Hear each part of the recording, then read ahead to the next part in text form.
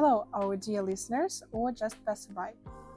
We are future teachers, and this is the podcast ЕГЭшнутые морфемы. We try to help you understand morphemes to deal with the state exam.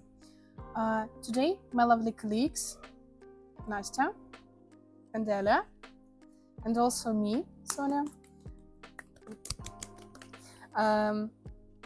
we will discuss a weird thing. So, firstly, girls, do you know what endings we have in English? Yes, we know something. We know ed and ing, and of course er and est. Yeah, Yeah, for comparative and super. yeah, exactly. Superlative form. Yeah, and also like the plural form as also could be. But you know, I faced with a problem when I tried to find information connected with this topic.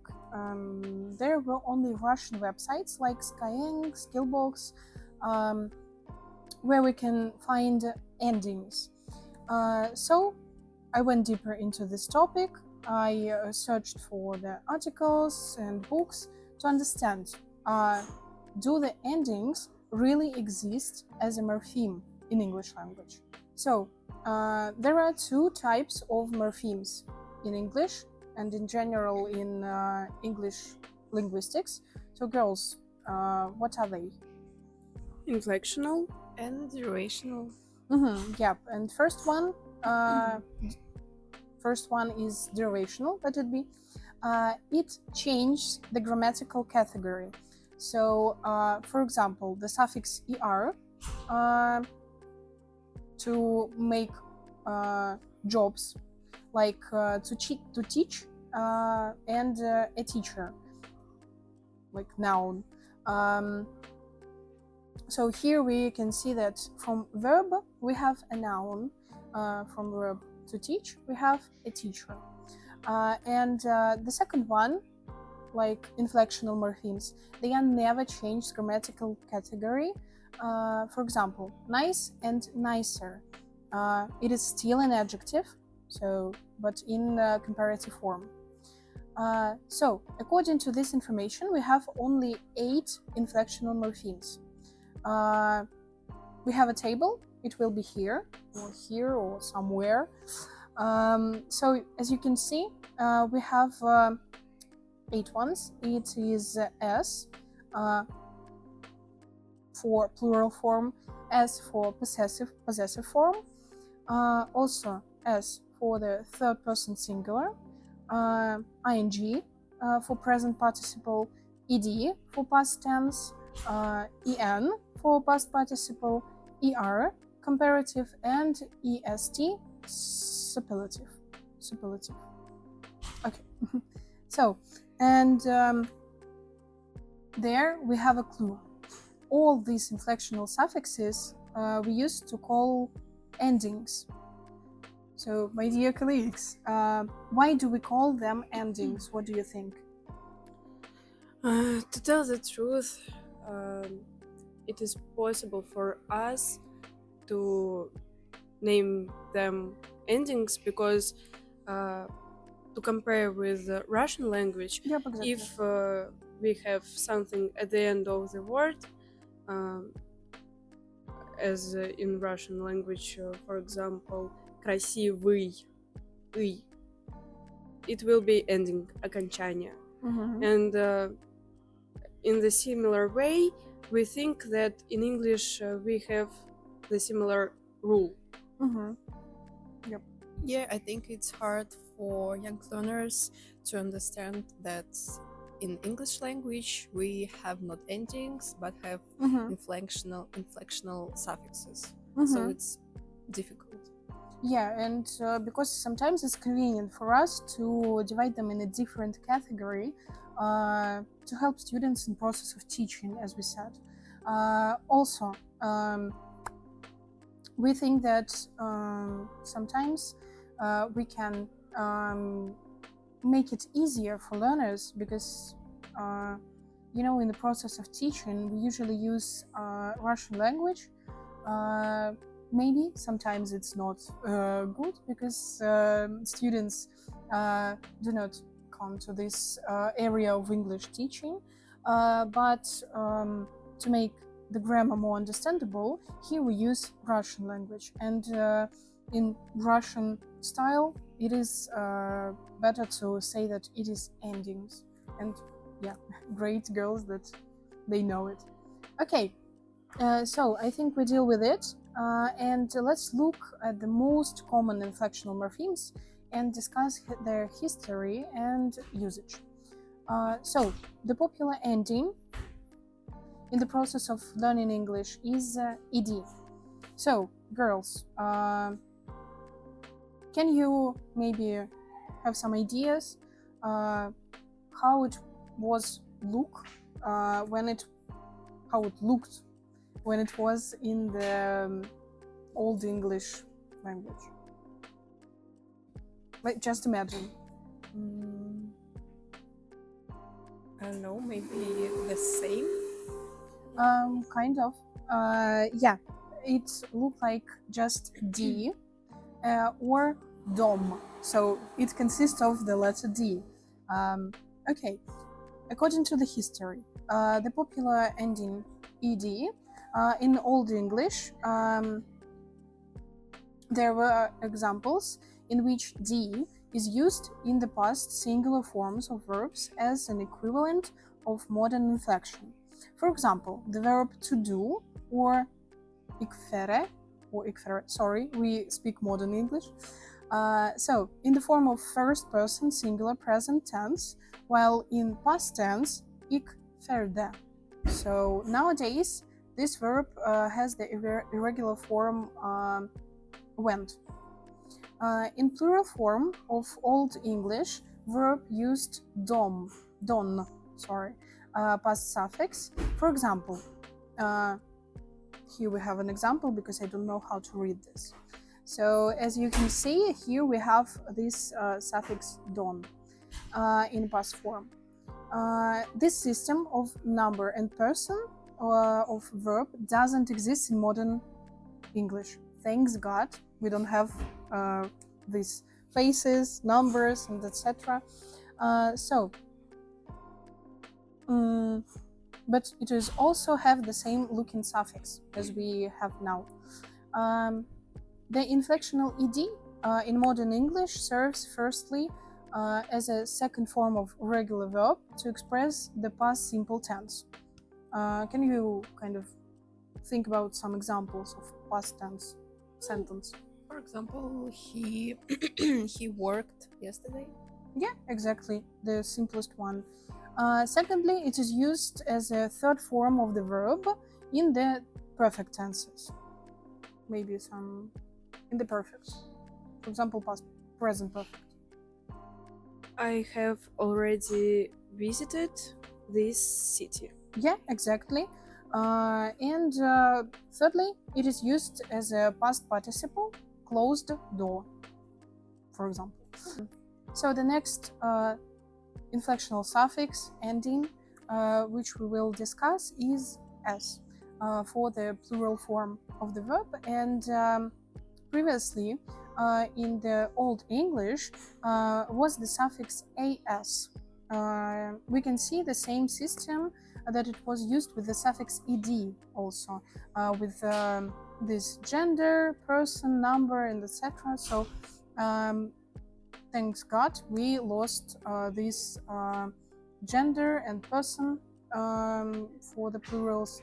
So we lost the suffix also an or u for the middle gender. Okay, let's kind of move on, because the most important inflectional suffix for us is there are two ones. It is er or est for the comparative and superlative form. Surprisingly, in Old English, the comparative is made by adding r between the adjectives stem and its suffix. Comparatives are always declined week. Looking at the sentence, you can see it. So we can see that here we have are in the middle of the word, like. And in the second example, we also have this are. So the superlative form is made by adding ost, or in some cases just st, between the adjective stem and its suffix. For example, you can see it on the screen. So yeah, we can see that here we have st suffix. We all know that to make comparative form, we add er to most one-syllable adjectives. To superlative degree of one-syllable adjective in English formed with the suffix est. And an interesting fact, girls, why do you think we add the to the superlative form? I think that because it's definite object, which is well known for Okay. everyone. Yeah. For example, the most beautiful person in the world, and I think all people can think about one person, only one. Yeah, you. Angelina Jolie, for example. Sorry. Okay, so yeah, you kind of definitely right. So it happens because we have to, not because we have to, like mostly we can hear it at the school, like because you have to. So this is the form, like the best, the best person in the world, like you said. Yeah, it happened because we want to emphasize that this is the one definite thing of its kind. So yeah, as you said, this is the unique thing, the most beautiful person in the world, and we imagine, yeah, Angelina Jolie. Okay. Yeah. So according to the history again, and how it happened nowadays, we have some exceptions to remember. Girls, can you remember some exceptions from this rule with er or est? Yeah, word goods. Yeah, thank you. Word good, for example, good, better, and the best. Of course. Word bad. Worst, the worst. Worst, the worst. Yeah, exactly. And we can see another words from this list. So this is far and little. And for little, it's less and the least. And for far, it's farthest, farther the farthest. And surprisingly, in Old English, it was also irregular, like irregular exceptions for this rule. And surprisingly, we have the same kind of the same words. So it was God, better, and better, bettest, and also evil, which means evil, but in some cases also bad, and versa and weirdest. Better sounds like Indian accent. Yeah, Better? it is better to say in this way. To be honest, I'm the professional Indian talker, I think. Yeah. So the topic of our podcast is endings, and mostly they are used in the grammatical part of the exam. So I think everybody will know that we add ed to the irregular verbs, and irregular verbs we have like the same form, like took, take, and etc. So but according to lexical part of the state exam, we have the the best example, like the best example of this rule. So girls, let's look at this together. So let's look at the most common type of the task. Here we have again the word changing task, where we have the adjective great, and looking at the example we have France is one of the world's most popular tourist destinations. The most people, perhaps, the of France lies in her art and culture. So, girls, let's look at this example. What do you think? How we need to deal with it? The answer here will be greatest. Mm-hmm. I can explain. We can find here one tip. It's definite article there. Mm-hmm. And as we know, article there always uses in superlative form. Yep. And here we should add ending est. Yep, exactly. And this is the tip for you, and mostly it is used with this kind of surrounding words like there, and we don't need to change the part of the speech. So that's also the And of tip. course, we should highlight that here the word has only rate, only one syllable, yeah? Yep. And due to this, we should add est. est, Yeah, yes, est. est, not the most, Mm-hmm. because it's short word. Mm-hmm. Yep, and most and more, it's the things that usually used with the more than two-syllable words, two-syllable adjectives. So yeah, as Nastya For said, example, beautiful, dangerous, yeah, they're the most dangerous. more syllables than two. Yep, exactly.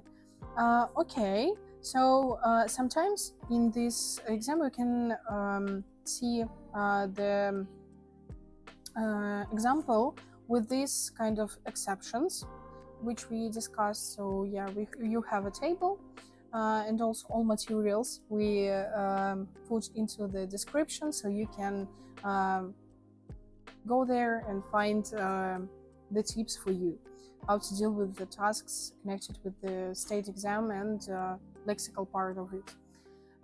Okay, great. So this is the example. I think it is enough for this topic. So this part of our podcast is more like an interesting fact for you. So, but we hope that it was attractive or maybe helpful. Materials for you to read and tables are under the video. So don't be afraid of the exams. You are the best. Thank you for attention. We hope that it was useful for you and it will help you in your future. Yep. Thank you very much. Thank you. Goodbye.